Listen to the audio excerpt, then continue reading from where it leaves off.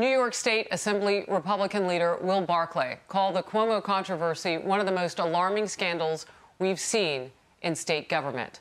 And he joins me now. Assemblyman, I'm so curious about what the next steps are. How close are we to seeing an actual impeachment of the governor of New York? Well, that's a good question. I don't know how close we are to impeachment, but what we're calling for is an impeachment commission to start. It would be a bipartisan commission made up of 8 members, 4 Republicans, 4 Democrats, to investigate if there were any crimes committed by the governor with his cover-up of the nursing home deaths in New York State. They would have 60 days to investigate and then give the report to the state legislature. And if there's something there, the Assembly can move for articles of impeachment. All you need is a majority vote to do that, and then it would go to the Senate for a trial where they would need 2/3 vote. But I think there's enough evidence to begin this process. Obviously, you have the Eastern District of New York U.S. Attorney looking into this. We have the FBI looking into it. And there's no reason that the state legislature can't also begin to look into this. You know, do you have enough, you say you have enough evidence, do you have enough Democrats to join you? Because I would imagine you would need them. Well, that's always a challenge that we have in New York as Republicans, but we don't see this as a partisan issue. We really see this as a bipartisan issue. You know, in New York, we had 15,000 deaths in nursing homes. That's more deaths than 40 other states had in totality because of the COVID. So these families are demanding answers, and these aren't constituents of just Republicans, they're constituents of Democrats. And I do see there's some cracks in the wall, and I do hope that we can have Democrats join us on it, because we really should be a bipartisan effort. You know, it's interesting because you're seeing some things kind of burst on that side of the aisle. And I know that that's not part of the facts of the case necessarily, but I'm wondering, you know, what kind of food does it put on the table for an impeachment push to hear Democrat like Ron Kim say that he was bullied by this governor to change his story about what was happening? Well, don't you think it's really a loss of trust between the executive branch and the legislature? And especially when a Democratic member gets bullied like he apparently did or allegedly did, that should turn off all legislators, not just Republicans, but certainly his colleague, my colleagues on the other side of the aisle, the Democrats. I'd be outraged, just like I am, but people would expect me to be outraged. But if I was a Democrat and we had the governor talk to one of my colleagues that way, I'd be outraged too. So I don't, again, that's not directly tied to this impeachment committee, but it certainly does illustrate sort of the lack of trust and the issues that the governor is now having with the legislature.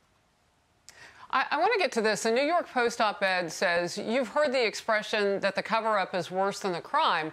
Well, in the case of Governor Cuomo, the opposite might be true. Imagine if former President Trump had done what Cuomo did.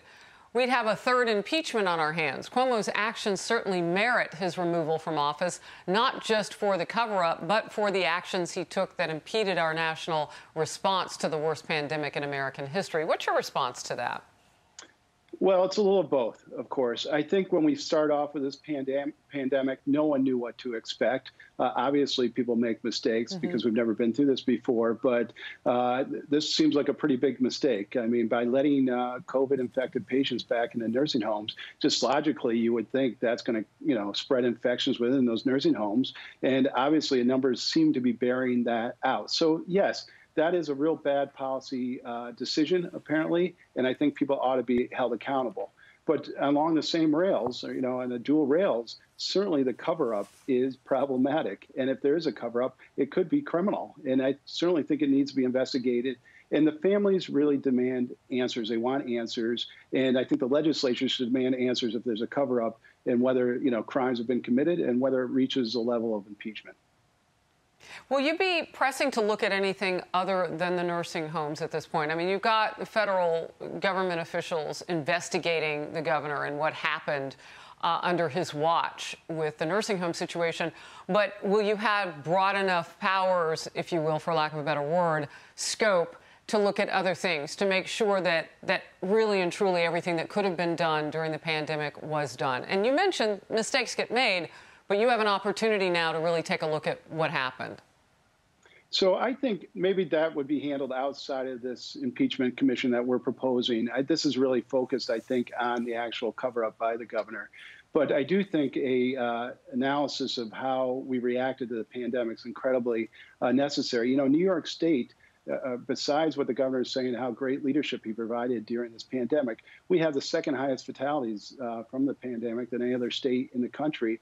And on a per capita basis, we're right up there. I think New Jersey's just ahead of us, but we're at something like 243 deaths for every 100,000 cases. And that puts us so far ahead of other states. I think we definitely need to go back and see what New York did wrong, because clearly we've done something wrong during this pandemic to have such high numbers.